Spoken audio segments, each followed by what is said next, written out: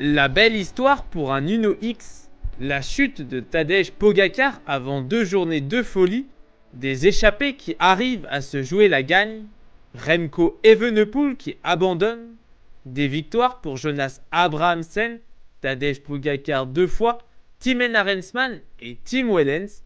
Il s'en est passé des choses sur les étapes 11, 12, 13, 14 et 15 de ce Tour de France 2025. Bonjour et bienvenue sur ce tout nouveau podcast qui va parler exclusivement de cyclisme sur route.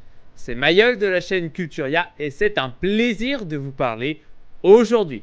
Et aujourd'hui, on se retrouve pour parler des étapes 11, 12, 13, 14 et 15 de ce Tour de France 2025. Et un peu taper sur Tadej Pogacar.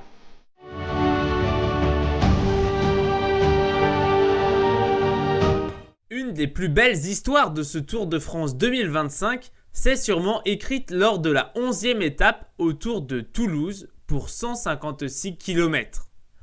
Le profil offrait plusieurs possibilités de scénarios plausibles. Échappée, peloton, favori, sprinter, qui aurait la chance de pouvoir lever les bras dans la ville rose. La journée commença avec ses traditionnels échappés du kilomètre 0. On y retrouvait Davide Ballerini, Mauro Schmid et Jonas Abrahamsen. Ils vont très bien s'entendre tout au long de l'étape, puisqu'ils ne seront rattrapés que par 2 coureurs, Mathieu Burgodeau et Fred Wright, pour faire un long bout ensemble, tandis que ça continue de rouler à bloc. L'étape s'est courue à 48 km/h de moyenne, effarant. Au fil des tentatives, un groupe XXL composé de 5 coureurs les a pris en chasse. Wout van Aert, Mathieu Van Der Poel, Quinn Simmons, Axel Laurens et Arnaud Delis. Mais ils n'arriveront jamais à faire la jonction. Dans la côte de Vieille Toulouse, les 2 plus forts du groupe de tête, Mauro Schmid et Jonas Abrahamsen, se détacheront pour ne plus se quitter. Dans l'ultime ascension de Pech-David, Mathieu Van Der Poel tentera son va-tout, mais échouera à seulement 7 secondes des 2 hommes de tête.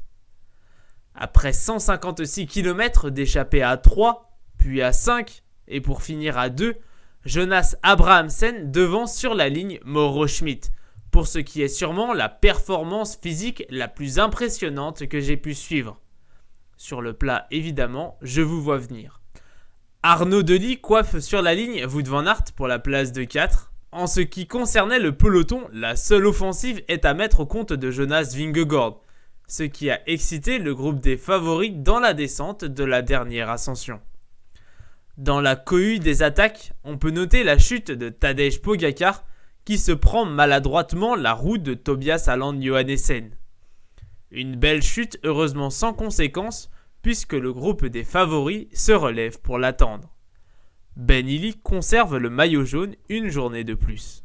La 12e étape constituait la première journée avec une arrivée en altitude à Hautacam, théâtre il y a 3 ans d'un splendide spectacle, chose qui n'arriva pas cette année avec le début d'une pitrerie sans nom. Tout d'abord, une grande échappée ouvrit la route avec des coureurs comme Mathieu Van Der Poel, Thibaut Nys, Matthias Kjelmoes, Bruno Armirail, Michael Woods, Lenny Martinez ou encore Michael Storer. Dès le col du Soulor, ce groupe fort imposant explosa, laissant de côté Lenny Martinez, incapable de prendre le moindre point au classement de la montagne. Dans la descente de ce premier col, Bruno Armirail s'isola pour passer en tête le col des Bordères et filer seul vers Hautacam, tandis que le peloton se trouvait démuni de Remco Evenepoel, distancé dès le Soulor. Au pied de la dernière ascension, le Français comptait près de 2 minutes sur le groupe des favoris où figurait à nouveau le maillot blanc. Sous le tempo de Jonathan Narvaez, Tadej Pogacar s'isola avec personne dans sa roue. Seul Jonas Vingegaard réussit à amortir en étant le dernier à se faire distancer. L'écart sera de 2 minutes au sommet entre les 2 coureurs, tandis que Florian Lipovits complète le podium à 2 minutes 23. Tobias Aland Johannesen et Oscar Onley complètent le top 5 à 3 minutes de la tête de course. Le maillot jaune Ben Illy concède 13 minutes 38 dès la première étape de montagne et se retrouve à la 11e place du classement général, dominé maintenant par Tadej Pogačar. Remco Evenepoel prend la tête du classement des jeunes au détriment de l'Irlandais.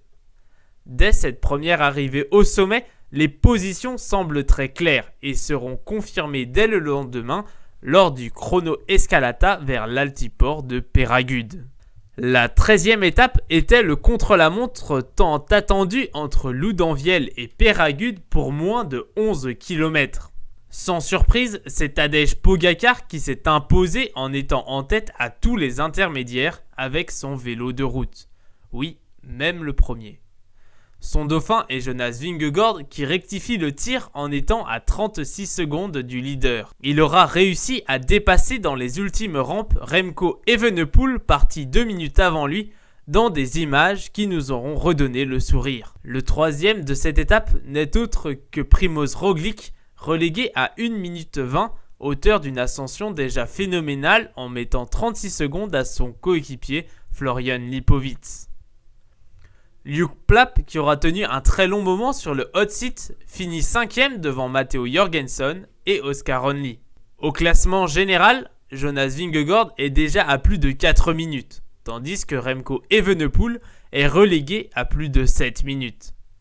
Tadej Pogačar paraît bien seul. La 14e étape se courait entre Pau et Luchon-Super-Bagnères pour 182 km. Le spectacle était au rendez-vous puisqu'une échappée XXL se constitua dans l'ascension mythique du Tourmalet à la poursuite de Lenny Martinez qui fera un bon bout de chemin seul à l'avant en franchissant en tête le col d'Aspin. A noter l'abandon de Remco Evenepoel lors de cette étape, totalement épuisé par les 13 étapes de malade courues à des vitesses effrénées. Des coureurs comme Sepp Kuss, Valentin Paré-Peintre, Ben O'Connor, Einar Rubio, Jordan Jegat, Carlos Rodriguez, Tobias Allan Johannessen et Timen Arensman sont les courageux à avoir tenté de prendre les devants dans cette étape. Le Britannique passe même en tête le col de Perresourde et se présente avec 3 minutes d'avance sur le peloton au pied de la dernière ascension de la journée. Seul Félix Gall réussira à prendre quelques mètres avant l'attaque avec le frein à main de Tadej Pogačar qui finira deuxième derrière Timen Arensman et devant Jonas Vingegaard. L'Autrichien devancera Florian Lipowitz et Oscar Onley pour la 4e place. A noter les abandons de Stef Kras et de Matthias Kjelmoes, tandis que Brian Cocard était non partant.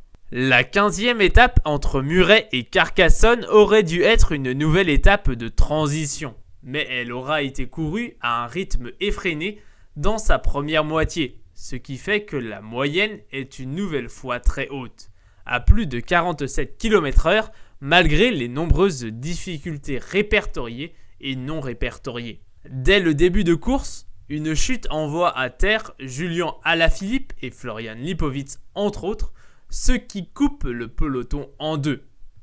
Cela ne favorise pas les coureurs à se calmer, le seul coureur important au classement général à être passé n'est autre que Tadej Pogačar.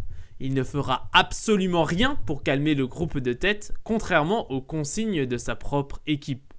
Il ne participe juste pas à la course en ne faisant que pointer la roue de Matteo Jorgensen. Dans le pas du sang, la décision s'opère dans l'échappée. Les plus costauds s'isolent à l'avant.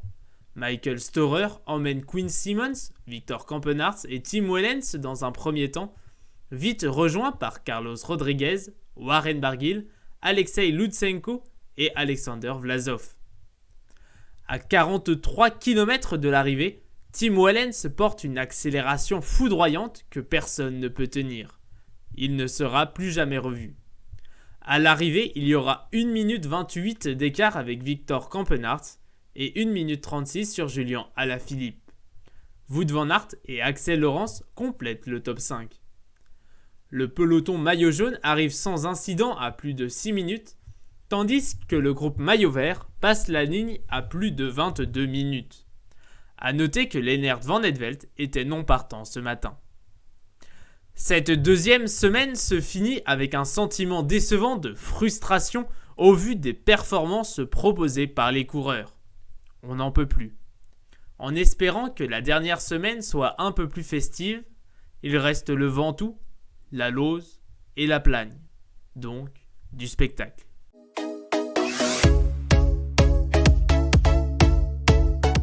C'est la fin de ce podcast, j'espère qu'il vous aura plu. À liker ou à mettre un commentaire pour exprimer votre ressenti ou votre opinion. C'était un plaisir. À bientôt.